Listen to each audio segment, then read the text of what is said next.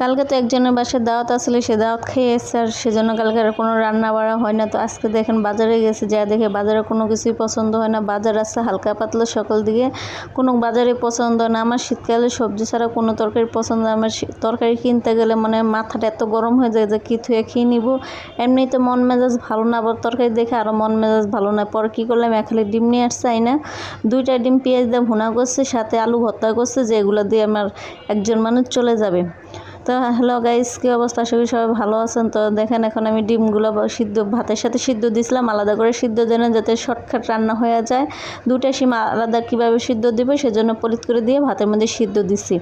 তো আমি জানি এরকম অনেকে যারা ব্যাচেলার মানুষ আছেন তারা সব এরকম ভাতের মধ্যে ডিম সিদ্ধ দেয়, আলু সিদ্ধ দেয়। আমিও সেই ক্ষেত্রে একই রকমই করছে, একটা আলু সিদ্ধ দিছি ভাত আর 2টা ডিম সিদ্ধ দিছি পলির মধ্যে করে। তো এখন ডিম সিদ্ধগুলো ভালো করে তেলের মধ্যে ভাজা নিয়েছি। ভাজার আগে তেলগুলো দিছিলাম, এত গরম হয়ে গেছিলো বুঝতে পারি না যে তেলগুলো এত গরম হয়ে গেছিলো, সেই ধোঁয়া উঠছিলো। তো এটা তো দেখতেই পারছেন যে ব্যাচেলার মানুষের জীবনটা যেরকম সেটা এখন আমি বুঝতে পারতেছি। যে ব্যাচেলার মানুষ কথায় আছে না, ব্যাচেলারদের ডাইল আর আলু ভর্তা ডিম হলো সঙ্গী। এখন আমার অবস্থা হলো সেটা, এখন আমারও ডিম আলু ভর্তা এগুলোই সঙ্গী। ডাউল একটা বেশি আমি পছন্দ করি না, যেহেতু আমার গ্যাস্ট্রিকের সমস্যা, সেজন্য আমি আরও ডাউল খাই না।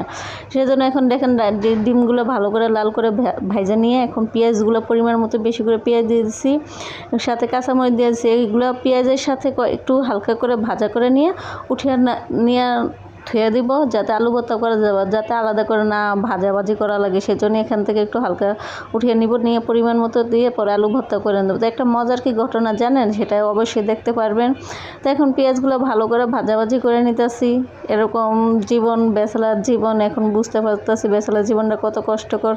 তো এখন হলুদ দিব, দেখি তাকে দেখি পিয়মের মতো হলুদ নাই। তো হলুদ যে সেই আগে কিনে দিয়েছিল সেই মানুষটা, যে মানুষটা আসলো, এখন মনে করেন সেই হলুদ আমি এখনও আছে, পরে 1 মাসের মতো হয়ে যেতেছি, সেই হলুদ এখনও ঢালতে পারি না। যেহেতু কোনো রান্না বাড়া হয় না, ডিব্বার মধ্যে হলুদ আছে না আছে খেয়াল করি না।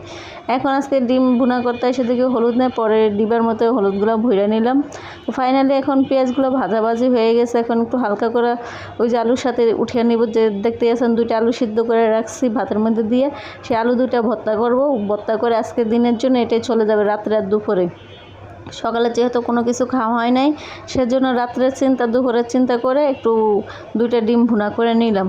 জানি আমি এখন বুঝতে পারছি ব্যাচেলার জীবনটা কত কষ্টকর। যারা আমার মতো আছেন তারা অবশ্যই বুঝতে পারবেন যে হঠাৎ করে ব্যাচেলার হওয়াটা কত কষ্টকর। সবসময় থাকে সেটা হচ্ছে আলাদা সাবজেক্ট, আর হঠাৎ করে একটা ব্যাচেলার পরিবেশ মানে নেওয়া অনেক কষ্টকর জিনিস।